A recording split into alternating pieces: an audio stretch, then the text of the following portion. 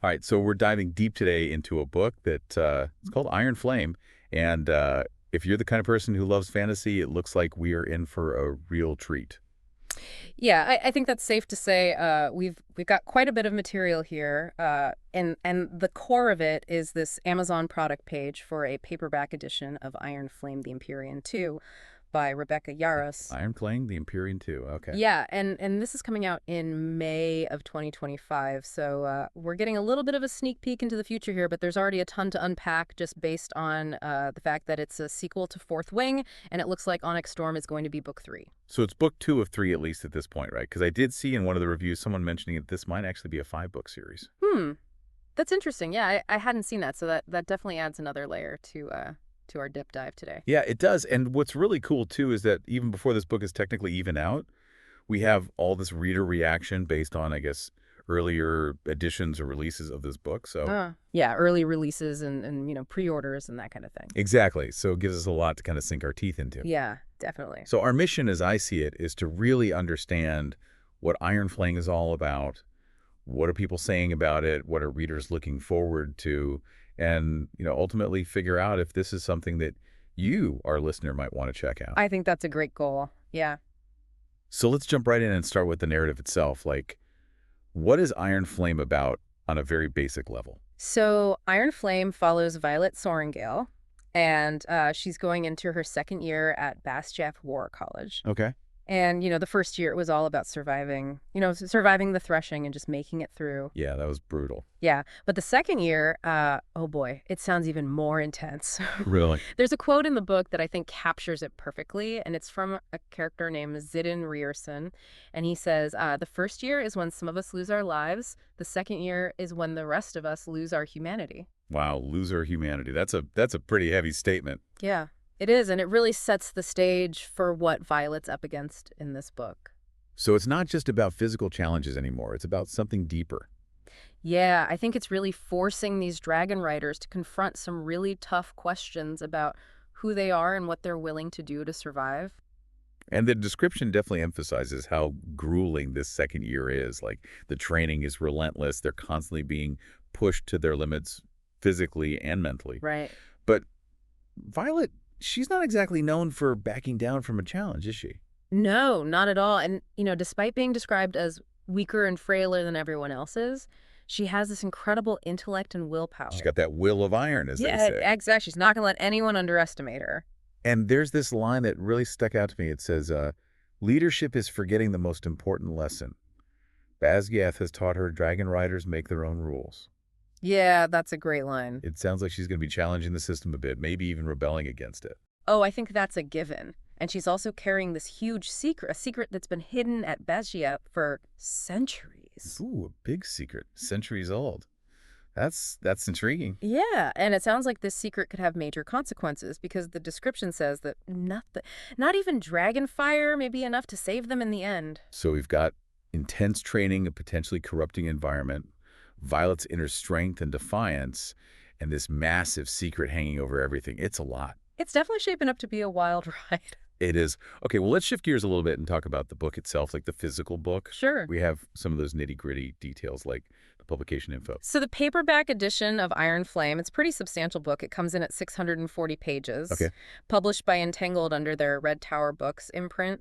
ISBN 13-978-16493-77579. And it's about 6 inches wide, 1.55 inches thick, and 9 inches tall.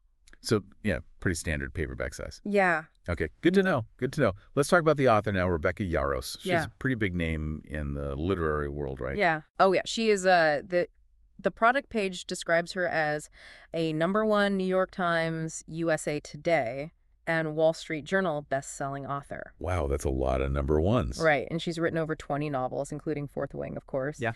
And another one that caught my eye was In the Likely Event.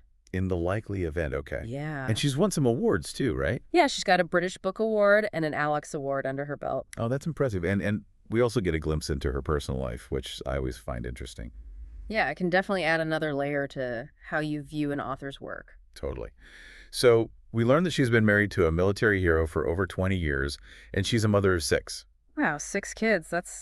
That's a full house. That is, and she also co-founded a nonprofit organization called 1 October, which helps children in the foster care system. That's amazing. Yeah, it's really inspiring to see authors using their platform to make a difference. It's Okay, so now let's get to the really juicy stuff. What are people saying about Iron Flame? What are the readers who have already devoured this book? What are they saying about it? All right, well, the first thing that jumps out is the anticipation. There's a ton of buzz surrounding this book, mostly because Fourth Wing was such a huge hit. Yeah, Fourth Wing was massive. So people are really excited to see what happens next, and from the looks of it, Iron Flame definitely lives up to the hype. Okay, so what are they saying specifically? Well, you see words like nonstop action, emotional roller coaster, and quite a few people are calling it swoon-worthy. Okay, so romance is still a big part of the story. Oh, yeah. It sounds like the relationship between Violet and Xaden is even more intense in this book. And I saw one review that described it as Top Gun meets Avatar with a little bit of Indiana Jones thrown in. Wow, that's quite a mashup. It is, isn't it? I wonder what Chapter 48 is like, because that's the one everyone keeps mentioning. Chapter 48. Mm-hmm. Okay, we'll have to keep an eye out for that one. So it sounds like there's a lot going on, action, romance, adventure. What about the characters themselves? Are they developing? Are they growing? Yeah, a lot of the reviews specifically call out the character growth as being phenomenal. Phenomenal. Okay, that's good to hear. Yeah, and there are some pretty major betrayals and shocking revelations that keep you guessing. Oh, so the plot is twisty and turny. Yeah, you never know who to trust. Ooh, I love that. What about the world building? Fantasy is all about creating these immersive worlds. Are we getting more of that in Iron Flame? Oh, absolutely. People are raving about the world building.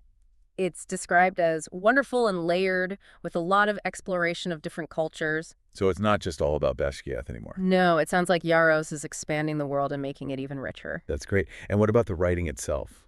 The actual prose?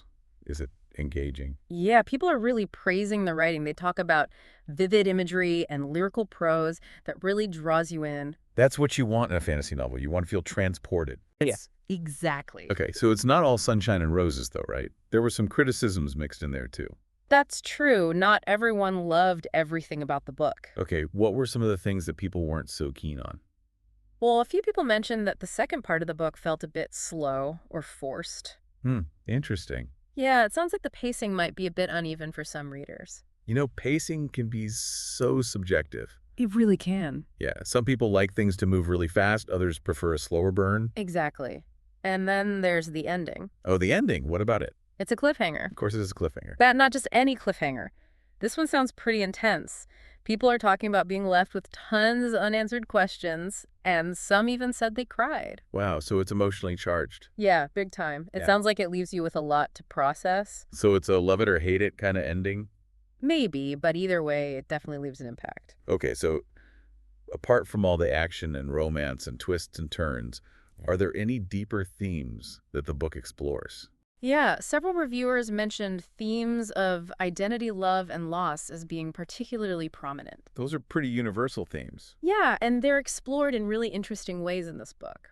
Okay, and what about the dragons themselves? How are they doing in this one? Well, apparently their banter is even better in this book. So they're sassy. Oh, yeah. They definitely have personality. That's fun. And it sounds like we're learning more about the magic system, too, especially those wards. Yeah, the wards are a big part of this book, and we get to see how they work and how important they are. So those are the magical protections, right? Exactly. Okay, so for those of you listening who have read Fourth Wing, what kind of connections should you expect to see in Iron Flame? Well, it picks up right where Fourth Wing left off, so you definitely need to have read the first book to understand what's going on. Right, it's not a standalone. No, it's a direct continuation of Violet's story. Okay, so it's safe to say that you need to be familiar with the events, Yeah. the characters, the relationships from the first book. Yeah, you'll be lost otherwise. All right, so for you, the listener, the learner, why should you care about Iron Flame? What makes it worth checking out?